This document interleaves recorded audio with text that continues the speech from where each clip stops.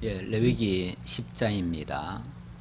아론의 아들 나답과 아비후가 각기 향로를 가져다가 여호와께서 명령하시지 아니하신 다른 불을 담아 여호와 앞에 분향하였더니 불이 여호와 앞에서 나와 그들을 삼키매 그들이 여호와 앞에서 죽은지라.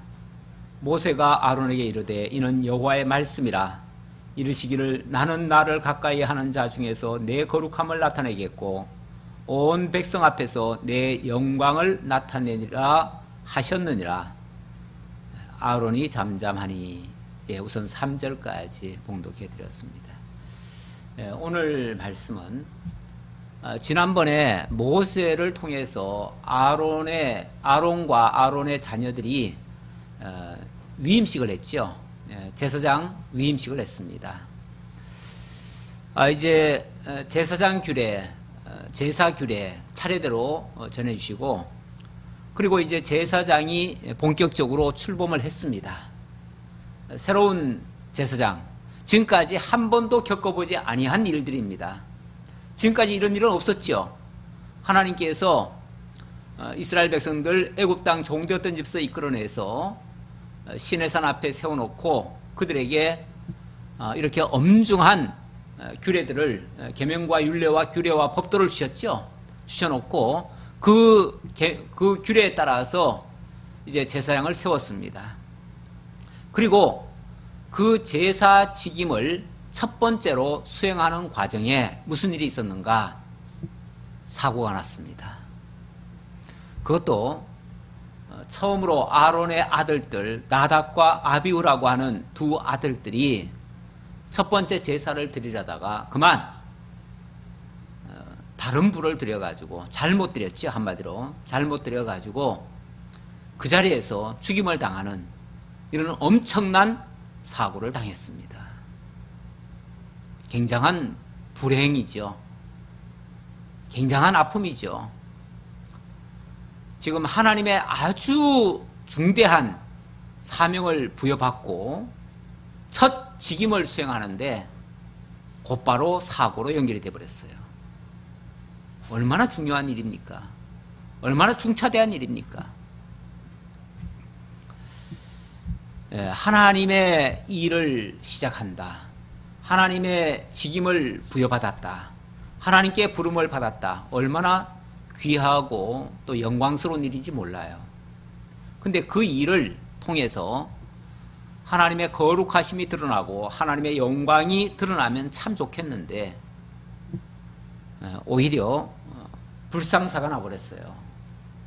참 이걸 어떻게 이해를 하고 우리가 받아들여야 될지 참 난감한 일입니다. 왜 이렇게 됐는가? 10장 1절로 다시 한번 내용을 보니까 이유는 딱 한 가지입니다. 이 나답과 아비후가 다른 불을 드렸대요.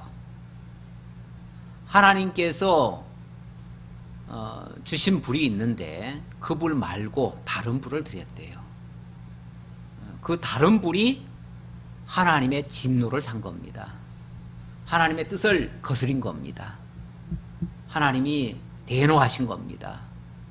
그래서 실수를 만회할 기회도 없이 그만 죽고 말았어요. 참 그러고 보니까 하나님의 일을 한다는 게 얼마나 중요한 일인지 몰라요. 얼마나 무거운 일인지 몰라요. 아무나 쉽게 원하면 할 수 있는 일이 아니에요. 뭐 이 일도 누가 하고 싶어서 했나요? 나답과 아비후라고 뭐 하고 싶어서 했겠어요? 하나님께서 모세에게 아론을 세우라고 했고 그의 아들들에게 또 제사장 일을 맡겨서 아론을 도와주라고 해서 그래서 지금 하는 일인데 그만 어떤 실수라고 해가지고 그 일 때문에 돌이킬 수 없는 이런 일을 당하고 말았습니다. 자, 내용을 다시 한번 확인해 보도록 하지요. 아론의 아들 나답과 아비후가 각기 향로를 가져다가 여호와께서 명령하시지 아니하신 다른 불을 담아 여호와 앞에 분향하였더니. 여호와께서 명령하시지 아니하신 다른 불. 참 우리 하나님 앞에 하나님의 일을 한다는 것, 어떨 때는 참 일하고도 힘들 때가 있어요. 하나님은 가만히 보면요, 하나님은 일하는 그 자체를 가지고 얘기를 하시는 게 아니고 그 일을 할 때 어떤 절차와 어떤 합당한 것과 이런 과정을 밟았느냐 안 밟았느냐, 어떻게 보면 그 목적보다 그 과정을 하나님은 더 중시하시는 것 같아요. 예배라고 하는 거, 제사라고 하는 거 얼마나 중요합니까? 사람들은 대부분 제사 드리라고 했으니까 우리 제사 드리면 돼, 그게 어떻게 보면 목적 지향이죠. 그것만 하면 된다고 생각하는 거죠. 근데 하나님은 아무리 제사가 중요하지만 그 제사의 방법이 틀렸으면 틀렸다고 하나님께서는 체크하시는 거예요. 사실 여기 말고도요, 사울 같은 경우 예를 들자면 사울이 전쟁이 났어요. 그래서 하나님 앞에 제사를 드리고 전쟁터에 나가야 됩니다. 나가야 되는데 사울이 온다고 해놓고 사무엘이 와서 제사를 드리겠다고 해놓고 사무엘이 빨리 안 오는 거예요. 빨리 안 오니까 전쟁은 나가야겠는데 제사 드리러 올 제사장은 빨리 안 와요. 그러니까 어떻게 했죠? 급하니까 나라도 그럼 빨리 드려야 되겠다 해가지고 자기가 제사를 드렸어요. 드렸더니 그 제사가 끝나는 지점에 사무엘이 도착을 했습니다. 도착해가지고 지금 왕이 하신 일이 뭡니까? 하고 야단을 치죠. 당신은 올 시간에 안 오고 하나님께서 이렇게 전쟁은 지금 궁급하게 지금 됐으니 나라도 빨리 하고 가야 되잖아요. 그래서 어쩔 수 없이 이렇게 했습니다 라고 했더니 사무엘은 왕이 망령되이 행하였나이다 이렇게 책망하면서 하나님께서 진노하시면서 여호와께서 원하시는 것이 제사입니까? 하나님께서는 제사보다 순종을 원하십니다. 하나님 말씀에 순종하는 걸 원하시지 제사 그 자체를 원하시는 게 아닙니다. 제사라고 하는 것도 순종을 배우고 하나님의 뜻을 알기 위한 목적에서 하는 거지 그 제사 자체가 목적이 될 수는 없습니다. 이렇게 얘기하는 거죠. 그것 때문에 사울은 제사 드리고 망했습니다. 한마디로 제사 드리고 망했어요. 오늘 나답과 아비후, 하나님께서 제사장을 세웠습니다. 그리고 제사 드리라고 해서 제사 드렸습니다. 그런데 망했어요. 왜요? 제사 드리는데 여호와께서 명하시지 않는 다른 불을 드렸기 때문이다 이렇게 얘기를 합니다. 그러니까 제사가 아무리 중요하지만 그 제사를 드리는 과정에 정당한 방법이 아니라면 그 제사는 의미가 없다는 거죠. 그러니까 제사를 목적으로 삼을 수는 없다는 거죠. 제사를 드리는 과정에 제물의 중요성이 있고요, 왜 제물을 그렇게 희생해야 되는지에 대한 의미가 있고요, 거기에 왜 불이 들어가야 되는지에 대한 의미가 있는데 여호와께서 주시는 그 불을 가지고 마땅히 드려야 되는데 여호와께서 주시는 불이 아니라면 그러면 이 제사는 여호와와는 상관없는 제사가 되어버리잖아요. 그러니까 결과적으로는 그건 하나님의 제사가 아니죠. 하나님께 드리는 제사가 아니라면 결국은 우상에게 드리는 제사와 마찬가지고 결국은 자기 마음대로 드렸으니까. 우상이라는 게요, 다른 게 우상이 아닙니다. 내 마음대로 하면 내가 곧 우상이 되는 겁니다. 그래서 고집도 우상이라고 했고 완고함도 우상이라고 그랬어요. 사울에게 하나님이 책망할 때 당신의 그 완고함이 곧 우상이라고 그랬어요.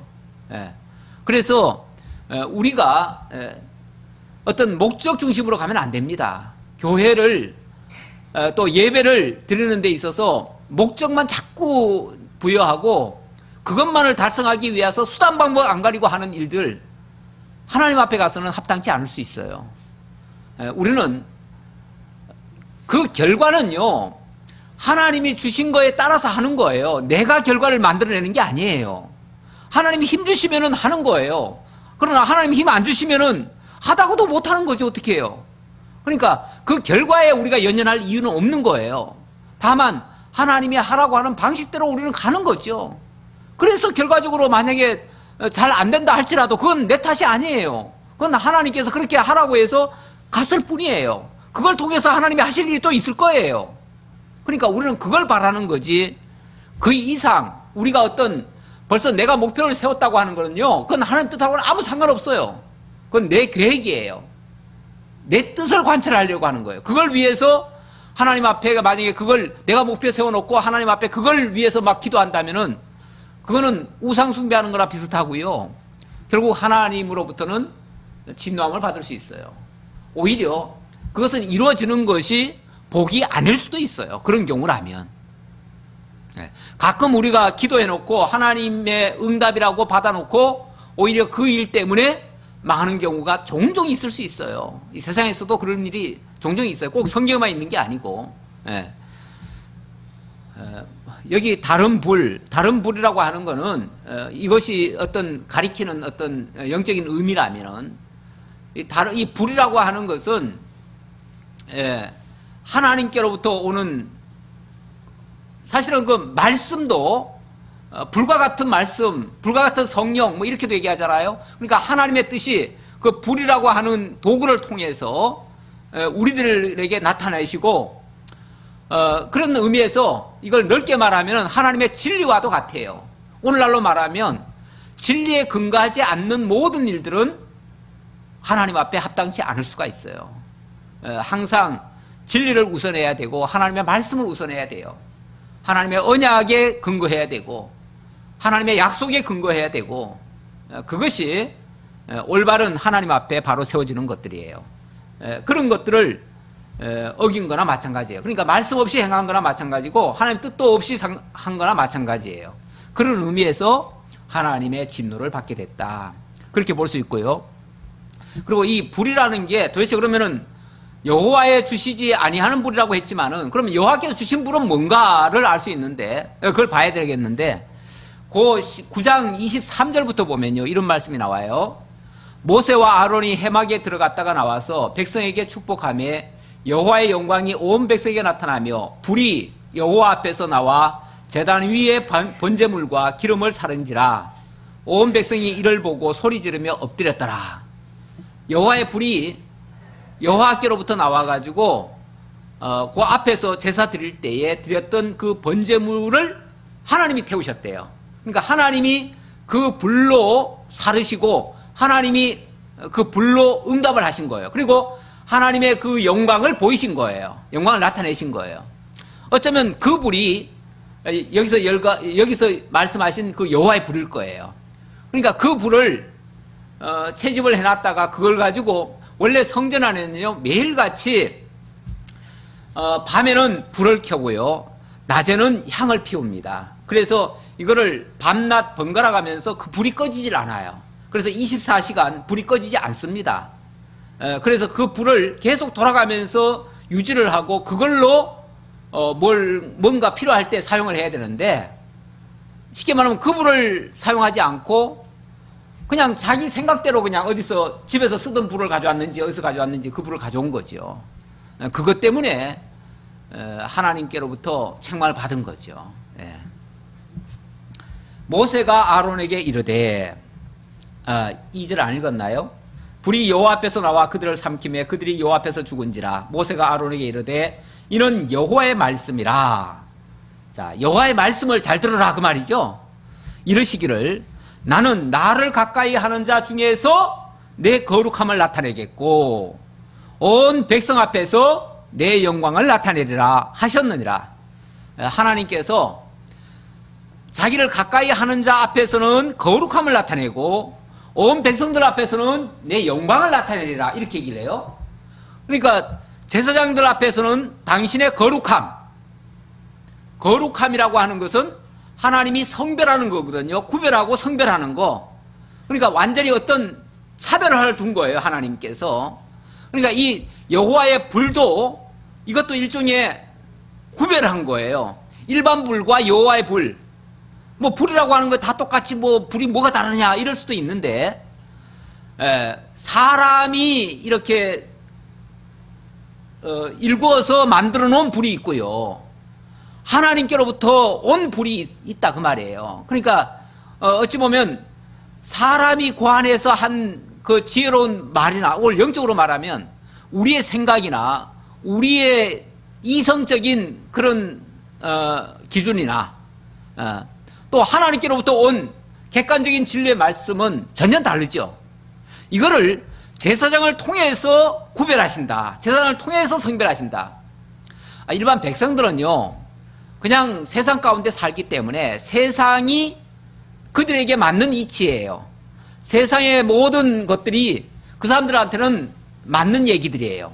그러니까 세상 사람들은 세상 방식대로 살아왔어요. 살아왔지만 하나님의 제사장은 세상의 이치대로 사는 사람이 아니에요. 하나님께로부터 주어진 사람이고 주어진 것만 행해야 되는 사람이에요. 그러니까 어찌 보면 세상과는 완전히 구별돼야 되고 성별이 돼야 돼요. 그런데 아무래도 뭐 첫 번째 지금 제사장 사역을 처음 하다 보니까 거기에 대한 아마 감각이 없었겠죠. 그래서 이런 실수를 했겠지만 어쨌든 그래야 된다는 거죠. 지금 원칙을 얘기하는 거예요. 그래서 내게 가까이 하는 자는 내 거룩함을 나타내야 되고, 그리고 그걸 통해서 저 밖에 있는 사람들에게는 하나님의 영광을 나타낸다, 그 말이에요. 그러니까 목적은 하나님의 영광을 나타내려는 거예요. 하나님의 영광을 나타내는데 내 곁에 있는, 다시 말하면 하나님의 종으로 쓰이는 자가 거룩히 구별되지 않으면 하나님의 영광을 백성들에게 나타낼 수가 없어요. 그래서 그걸 나타내기 위해서 하나님께서 이렇게 역사를 하신다, 그 말이에요. 그래서 아마 똑같은 일을 저 밖에 사람이 했다면 이렇게까지 하나님이 진노하지 않았을 거예요. 그런데 하나님께 구별된 자가 구별된 일을 안 하니까 하나님께서 이렇게 치신 거다, 그 말이에요.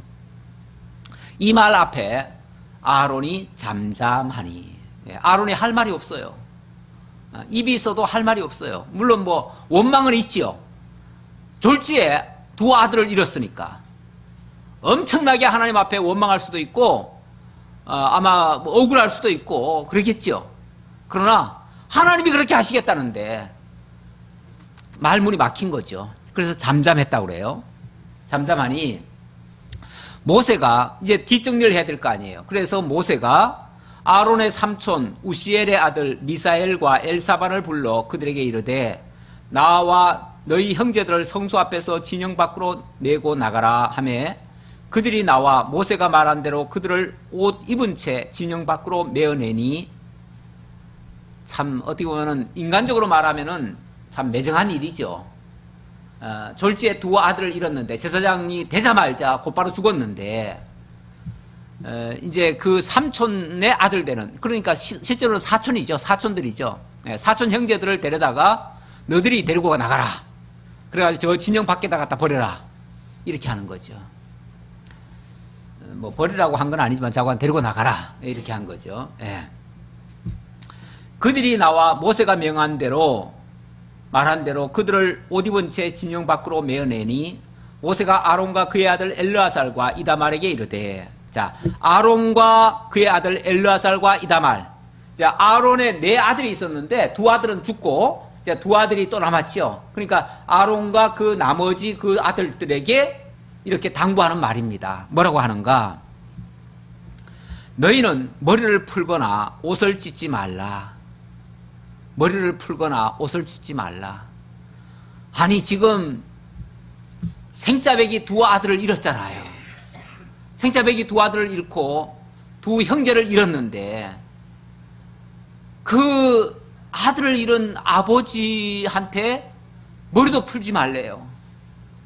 슬퍼하지도 말래요. 애곡하지도 말래요. 그 형제들마저도 눈물도 보이지 말래요. 울지도 말래요. 정말 이렇게 매정할 수가 있나요?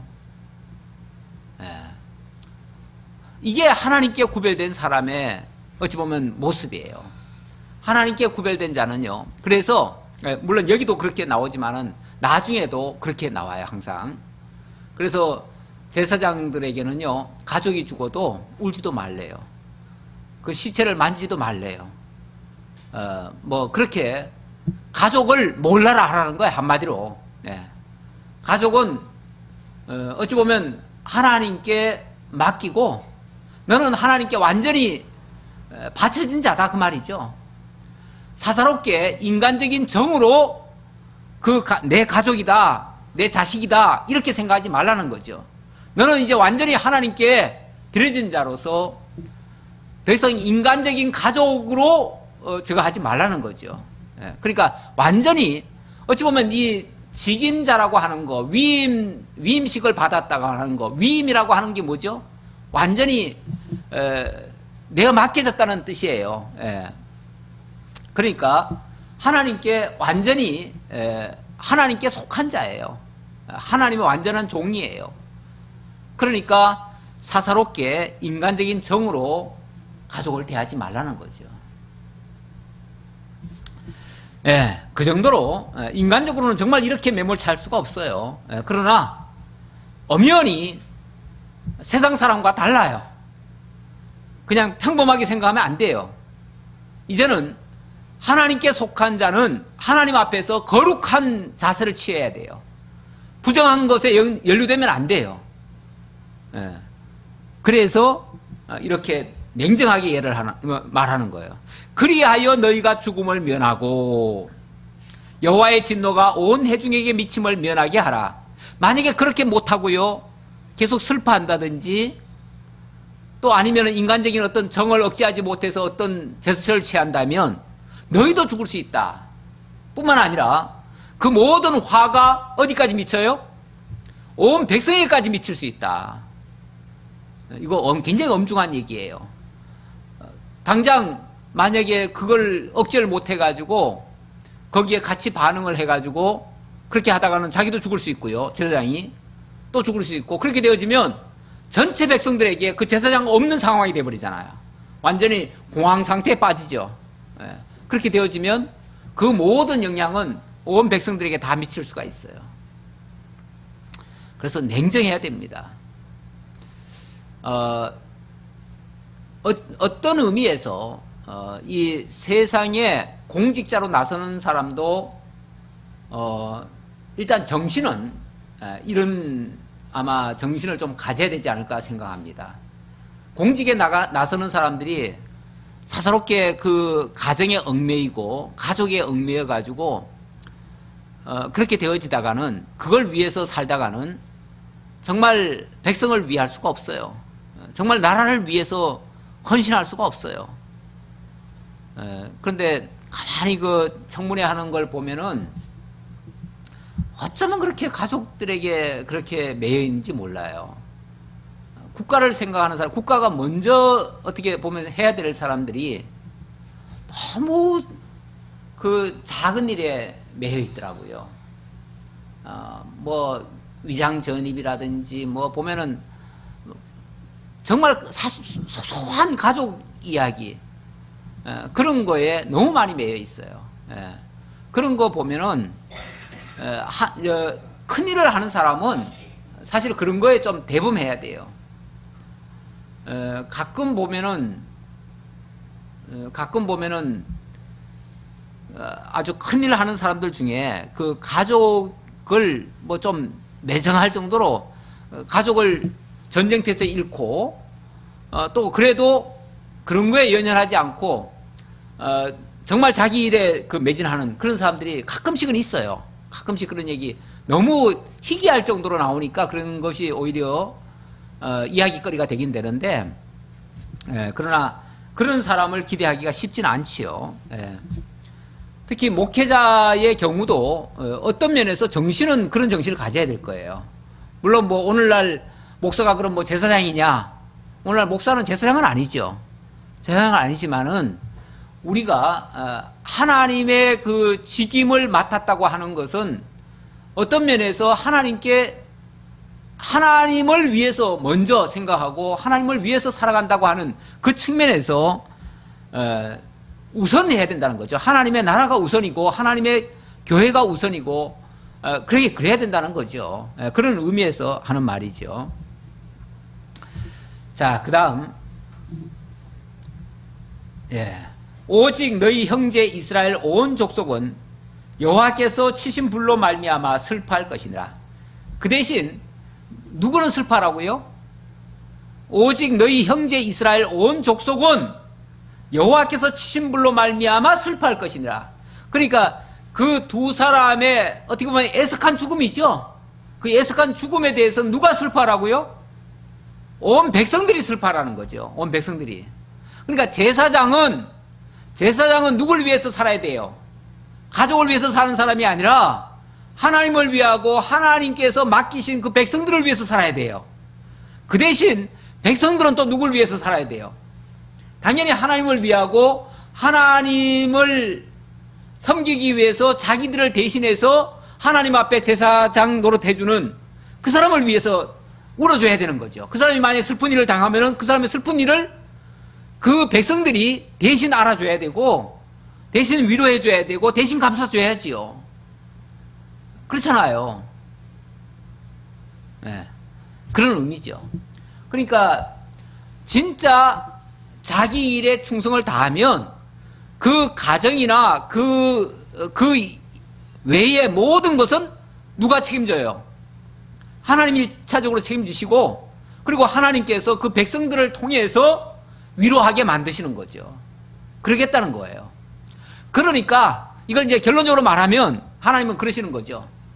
너희들이 슬퍼하지 말고 저 백성들로 하여금 슬퍼하게 할 거니까 너는 내 할 일을 해라 그 말이죠.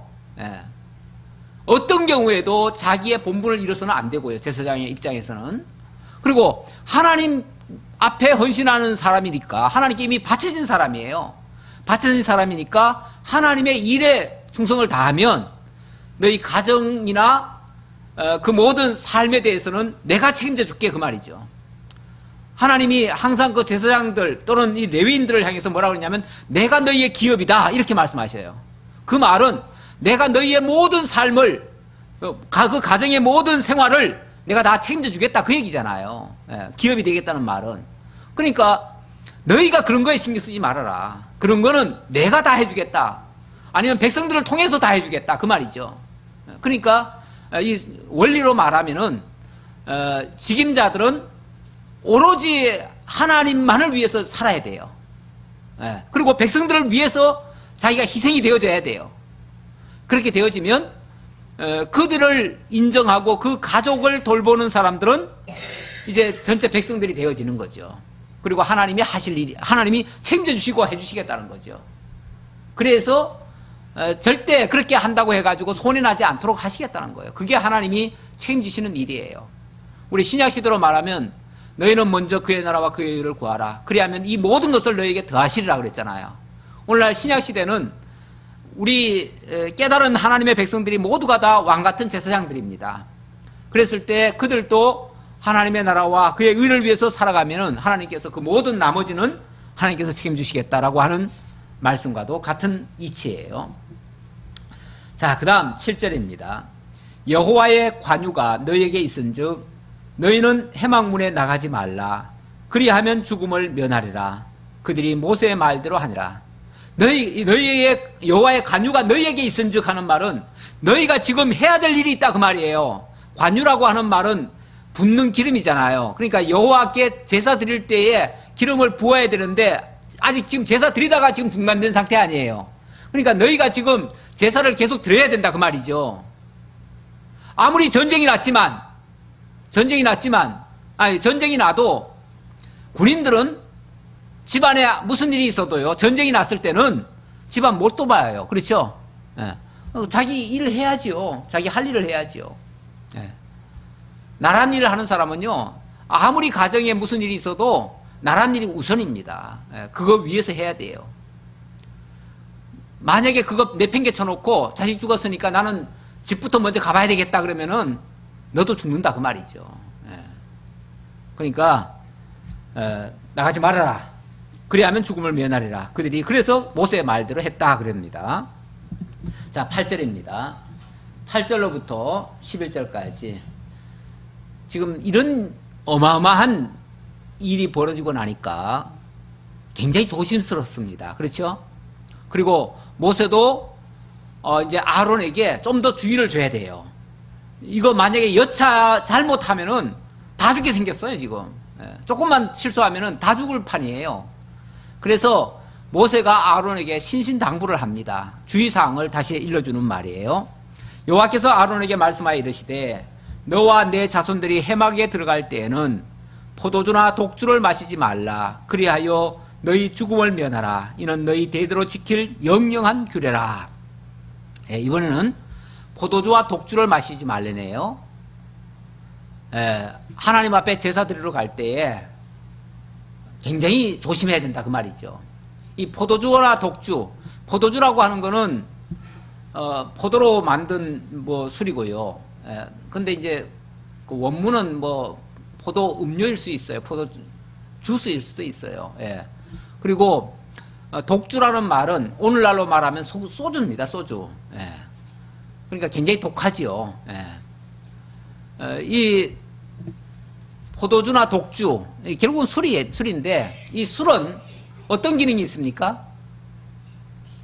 술은 일단은 취하죠. 술을 왜 먹냐 그러면 취하기 위해서 먹는다고 그래요. 술꾼들이. 왜 취하냐 그러면 하도 골치 아픈 일도 많고, 그러니까 너무 좋아서 망치는 것도 있지만은 대부분은 보면은 뭐 잊어버리기 위해서, 고통스러운 거 잊어버리기 위해서 먹는다고 그래요. 그러는데 이 술이라고 하는 거는 취하게 되어지면 결국은 제정신을 다 잃어버립니다. 그리고 그 망각 기능이 작동을 해요. 그렇게 되어서 결과적으로는 제정신 아닌 상태에서 자기 하고 싶은 본성이 이끄는 대로 일을 하게 되어져요. 그때 온갖 못된 짓들이 다 나오죠. 인간의 본성이 다 나와버리니까.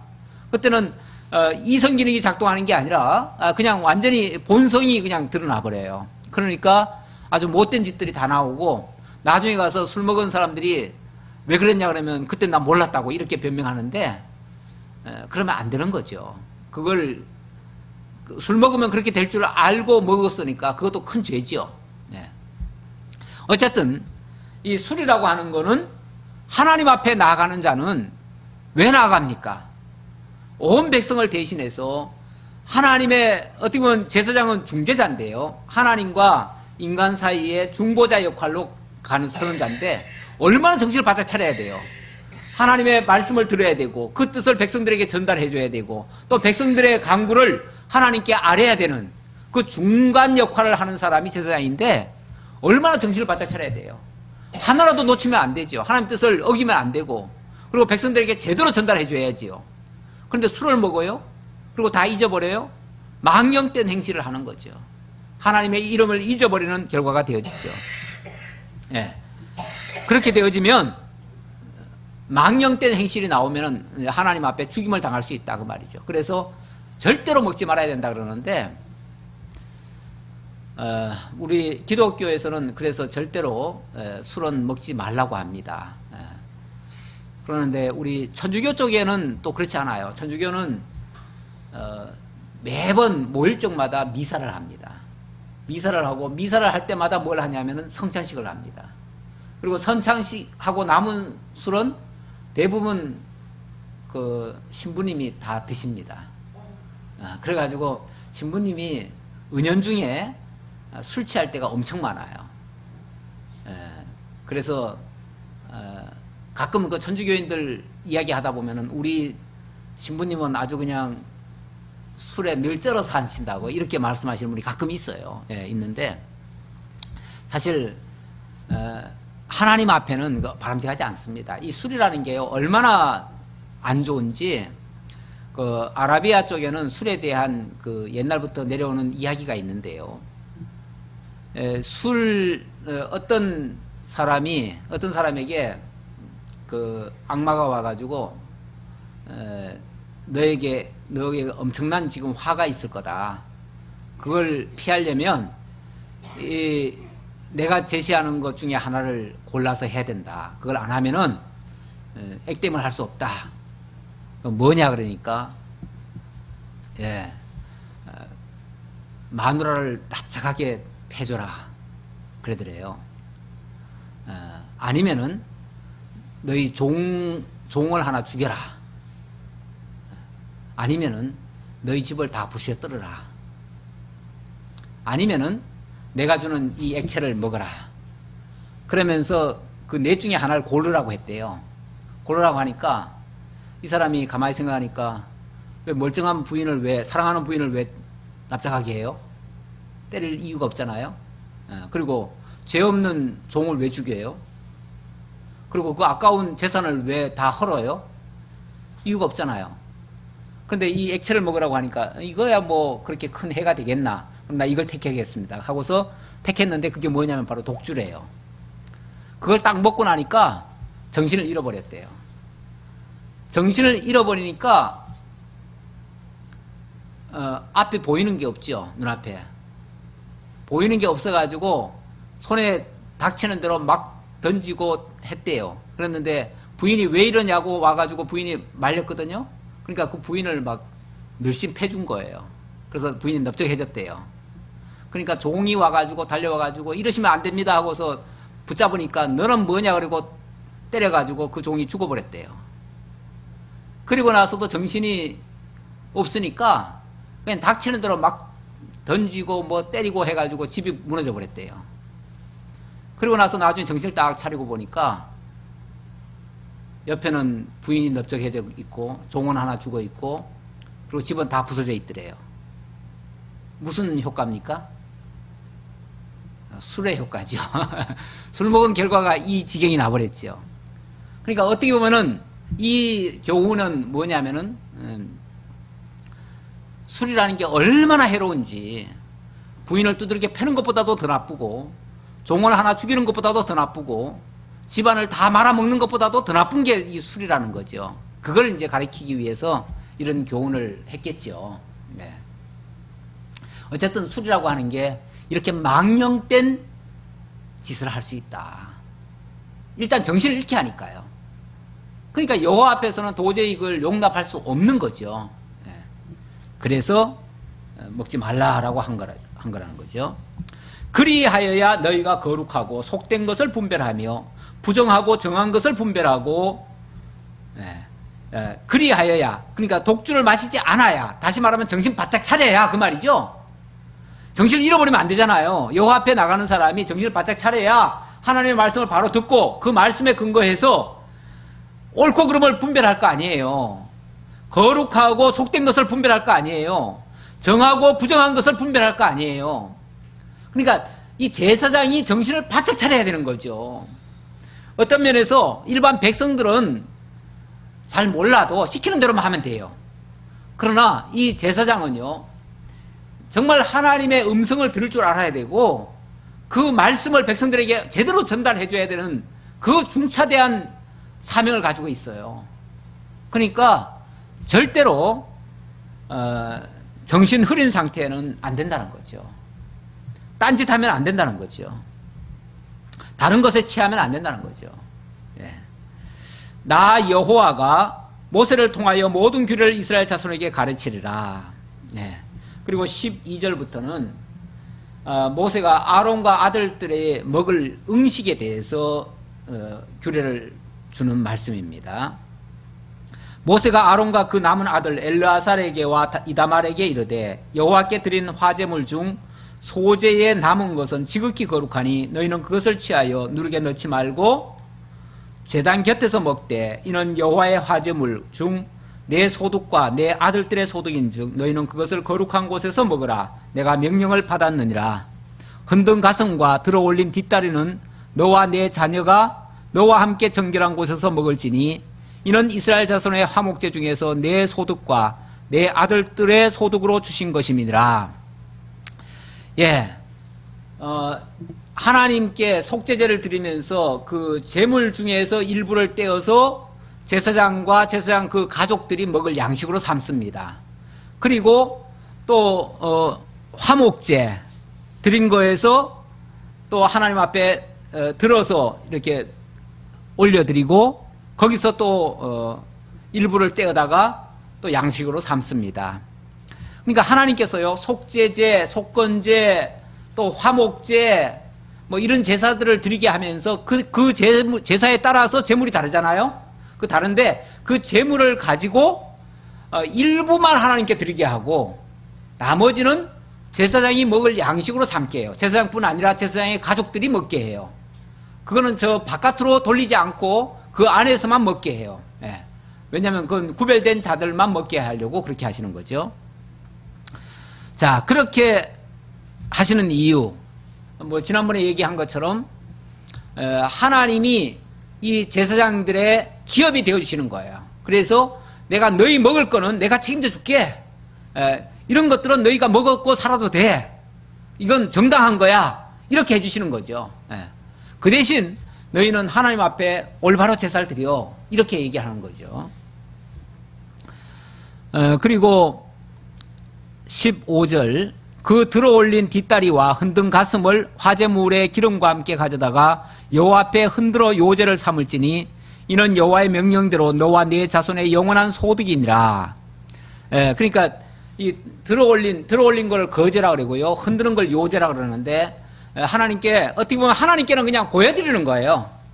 그러니까 백성들한테는 재물을 가져오라 그래가지고 그 재물 중에서 어찌 보면 하나님께 드리는 거는 기름, 콩팥, 피, 뭐 껍데기 이런 것뿐이에요. 그런 것만 하나님께 드리게 하고요. 그 중에 뒷다리나 가슴살이나 뭐 이런 좋은 부 있잖아요. 그런 거는 제사장에게 돌리게 하고, 또 나머지는 또 제주에게도 또 주게 해요. 이렇게 또 이렇게 구분을 해줘요. 이 화목제라고 하는 건 특히 이 나눠 먹는데 의미가 있습니다. 화목제는. 그리고 앞에 속죄제 같은 경우는 그거는 하나님께 온전히 드리려는데 또 의도가 있고요. 어쨌든 이런 제사를 통해서 그 제사에 따라서 그 각종 그 다른 부위를 제사장에게 먹이게 해요. 그리고 어떨 때는 또 고기만 먹을 수 없으니까 또 소제도 드리게 하죠. 그래서 소제물도 이렇게 또 나누게 하고 이렇게 하십니다. 자, 그 다음, 자, 이렇게 제물은 마땅히 먹을 수 있다라고 했어요.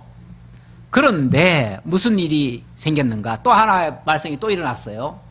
오늘은 자꾸 말썽이 일어나네요. 16절, 모세가 속죄제 드린 염소를 찾은 즉 이미 불살랐는지라 그가 아론의 남은 아들 엘르아살과 이다말에게 노하여 이르되 이 속죄제물은 지극히 거룩하거늘 너희가 어찌하여 거룩한 곳에서 먹지 아니하였느냐.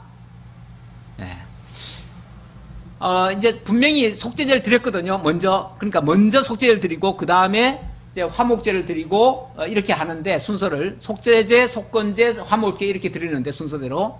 근데 속죄제를 드리고 난 다음에 속죄제 제물을 찾으니까 모세가 솔직히 제물이 없는 거예요. 그래서 어떻게 된 거냐? 왜 속죄제 제물이 없냐? 속죄제 제물이라는 거는요, 속죄제는 대부분은 다 태워드려요. 태워드리는데 일부는 떼어서 그거는 제사장의 몫으로 따로 놓는 거예요. 그리고 요건 제사장만 먹으라 그런 거예요. 제사장만. 요거는 딴 사람이 먹으면 안 돼요. 제사장만 먹으라 그랬어요. 그런데 제사장 먹을 몫을 찾으니까 없는 거예요. 그래서 왜 이게 없냐라고 물으니까 그거 다 태워드렸는데요 라고 얘기한 거예요. 그래서 왜 태워드렸느냐? 내가 아까 분명히 뭐라고 그랬느냐? 요거는 너희들이 먹어야 될 음식이다. 그러니까 너희들이 마땅히 먹어야 되는데 왜 이것까지 태워드렸느냐? 라고 책망을 했어요. 그랬더니 이렇게 말합니다. 이는 너희로 회중의 죄를 담당하여 그들을 위하여 여호와 앞에 속죄하게 하려고 너희에게 주신 것이니라. 자, 너희들이 왜 그걸 먹어야 되냐면 저 죄인들이 하나님 앞에 속죄하려고 가져와가지고 그걸 하나님 앞에 드리고 어찌 보면 그 죄를 너희들로 하여금 대신하게 하려고 한 거다. 그러니까 너희가 먹어줘야 된다 그 말이죠. 어떤 의미에서 먹어줘야 된다는 거예요. 왜냐하면 백성들의 죄를 대신해서 너희들이 먹어주는 거다 그 얘기예요. 그런데 그걸 하나님 앞에 그냥 다 드려버리고 말았으면은 결국은 너희들이 마땅히 먹어야 되는 걸 안 먹었다 그 말이죠. 그래, 먹는 것도 때로는 의무예요. 먹는 것도. 그런데 그걸 안 했다는 거예요. 그래서 일단 모세는 너무 화가 난 거예요. 그게 이놈들이 또 지금 말을 안 듣고 있구나 라는 생각을 한 거죠. 그 피는 성소에 들어오지 아니하는 것이었으니 그 제물은 너희가 명령한 대로 거룩한 곳에서 먹었어야 했을 것이니라. 이거는 마땅히 먹었어야 될 건데 왜 안 먹었냐 그 말이죠. 그리고 그 피는 성소에 들어오지 아니하는 것이었으니 라고 한 거 보니까 그러니까 온전히 이거는 하나님께 드려지는 것이 아니었는데 왜 하나님께 다 태워드렸냐 그 말이죠. 온전히 태워드리는 게 아니었는데 왜 너희들이 다 태워드렸느냐, 이건 잘못됐다 그 말이죠. 그랬더니 아론이 이렇게 변명을 합니다. 19절, 아론이 모세에게 이르되 오늘 그들이 그 속죄제와 번제를 여호와께 드렸어도 이런 일이 내게 임하였거늘 오늘 내가 속죄제물을 먹었더라면 여호와께서 어찌 좋게 여겼으리요. 모세가 그 말을 듣고 좋게 여겼더라. 일단락은 되긴 됐습니다. 어떻게 일단락이 됐냐면은 아론이 변명을 한 거예요. 아니 오늘 지금 속죄제 제사를 지금 나답과 아비후가 먼저 드렸잖아요. 드렸는데 다른 불 드렸다고 해가지고 하나님께 온전히 제사 드렸음에도 불구하고 다른 불로 드렸다고 해가지고 그 자리에서 죽임당했잖아요. 그런데 하나님 앞에 드리고도 죽임당했는데 만약에 그 중에서 일부라도 안 드렸다가는 뭐가 될 것 같아요?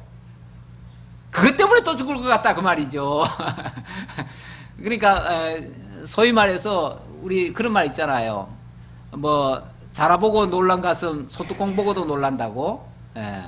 그러니까 뭐 하나에 그냥 크게 대해놓으면은 그 다음에는 그 비슷한 것도 못하는 거예요. 벌벌 떠는 거예요.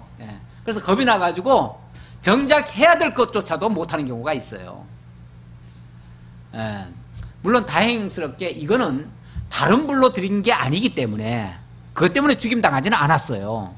하지만 마땅히 먹어야 될 것을 안 먹은, 어찌 보면 그것도 실수는 실수죠. 실수고, 실수라도 이건 뭐 죽을 죄까지는 아닌 것 같아요. 그러니까 안 죽었겠죠. 여기서 이제 뭘 한 가지를 깨달을 수 있냐면, 일단은 여기 모세가 그 말을 듣고 좋게 이겼더라 그랬는데, 좋게 이겼다면은 그럼 뭐예요? 이렇게 해야 된다는 말이에요? 그렇죠. 조카도다라는 뜻이에요. 이제 공동 번역을 보니까 이 말은 의미가 좀 다르더라고요. 공동 번역에서는 그도 그렇겠다 이렇게 표현했어요. 그래, 네 말도 맞는 것 같다 그 말이죠. 네 말도 맞는 것 같다 그 뜻인데, 그래 네 말 듣고 보니까 그런 것 같기도 하다 그 말인데 그냥 조카도다예요. 더 이상 그렇게까지 말하는데 더 이상 말 못하겠다 그 말이죠. 그래서 모세도 그만 입을 다물었다 그 얘기예요. 우리가 이 대화하다가 상대방이 설득이 될 것 같으면 계속 얘기하겠지만 설득이 안 되면 뭐라 그래요? 그냥 조카다 하고 더 이상 말을 안 하지요.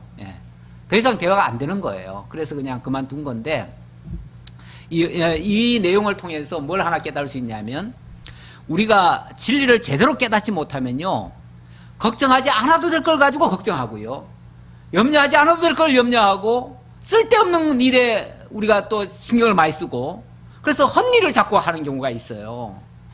정작 먹어도 될 걸 못 먹고 안 해야 될 걸 또 억지로 또 하고, 이런 경우, 이거는 지식이 부족해서 나오는 현상들이에요. 그러니까 우리가 하나님에 대해서도 제대로 알지 못하면요, 걱정하지 않아도 될 걸 괜히 걱정해요. 그리고 또 정작 마땅히 또 해야 될 일은 또 못하고, 이런 실수를 자꾸 저질러요. 그래서 오늘 전체적으로 보면 정말 제대로 배워야 된다. 하나님 뜻을 제대로 알아야 된다. 그래야 오늘날은 물론 뭐 구약의 제사 제도는 아니지만은 오늘날 우리가 하나님 앞에 예배하는 것도 제대로 알지 못하면요, 괜히 해놓고도 찜찜하고요, 또 걱정하지 않아도 될 거 걱정하고요. 가끔은 왜 그러잖아요. 우리가 뭐 안식일날, 옛날 같으면, 요즘은 그렇게 생각하시는 사람이 좀 적지만은 옛날에는요, 주일날을 안식일이라고 생각해가지고 주일날 어디 갔다가 배가 고파가지고 정말 뭐라도 하나 사 먹으려면 엄청나게 죄 짓는 것 같고, 그것 때문에 벌벌 떨고, 또 어디 모이면은 혹시 이거 뭐 우상제물 아닌가 해가지고 음식 주는 거 먹지도 못하고 벌벌 떨고, 그런 적이 엄청나게 있었거든요. 저 같은 경우도 그랬어요. 그러다 보니까 한마디로 말하면 자유롭지 못해요. 마음이 평안하지 않아요. 뭘 하고도 찜찜해요. 늘 괴로움을 당해요. 그러니까 우리가 진리를 모르면은 자유함이 없어요. 평안함이 없어요. 기쁨이 없어요. 늘 불안해요. 해야 되는지 못해야 되는지 하나님 뜻이 뭔지 맨날 불안해요. 근데 예수님 뭐라고 그랬습니까? 진리를 알지니 진리가 너희를 자유롭게 하리라 그랬잖아요. 우리가 하나님의 뜻을 제대로 알면 사실 두려워할 게 없어요. 뭐가 두려워요? 하나님이 하시는 일을 안다면 우리가 담대하게 뭐든지 할 수 있고요. 물론 그렇다고 아무거나 하라는 얘기가 아니죠. 하나님 기뻐하시는 일을 하겠죠. 아니까 확신을 갖게 되고, 확신을 가진 거는 후회도 안 생기고요. 그것 때문에 두려워할 이유도 없는 거예요. 그래서 우리가 예수를 믿고 확신을 가지고 힘있게 살아가는 거, 이것보다 더 좋은 신앙생활은 없습니다. 그걸 복음에 합당한 생활이고 믿음에 충실한 생활이에요. 그런 생활을 하면서 오늘 지식이 없으므로 망하기도 했고요. 호세아서에 보면은 이 백성이, 내 백성이 지식이 없으므로 망하는도다, 그렇게 얘기도 있잖아요. 오늘 전체적인 내용 속에서는 누굽니까? 그 두 사람은 나답과 아비후는 한마디로 말해서 지식이 없으므로 망해버렸고, 또 아론은 진리를 모르기 때문에 그 두려움에 빠져 있었고, 그런 거예요. 그래서 진리를 알지니 진리가 너희를 자유케 하리라는 말씀처럼 늘 하나님의 말씀을 바로 깨달아서 힘있게 살아가는 우리 모두가 되었으면 좋겠습니다. 기도하겠습니다. 아버지 하나님 감사합니다. 우리에게 늘 바른 진리를 알게 하시려고 이 성경 계시의 말씀을 우리에게 들려주시고, 이 말씀을 통해서 하나님 바로 깨달아 알고 힘있게 살아갈 수 있도록 인도해 주시려고 오늘도 말씀 주신 거 감사합니다. 하나님 뜻을 늘 살피고 말씀 속에서 하나님의 인도하심을 받아서 하나님과 동행하며 살아가는 저희 모두가 되게 하옵소서. 예수님의 이름으로 기도하옵나이다. 아멘.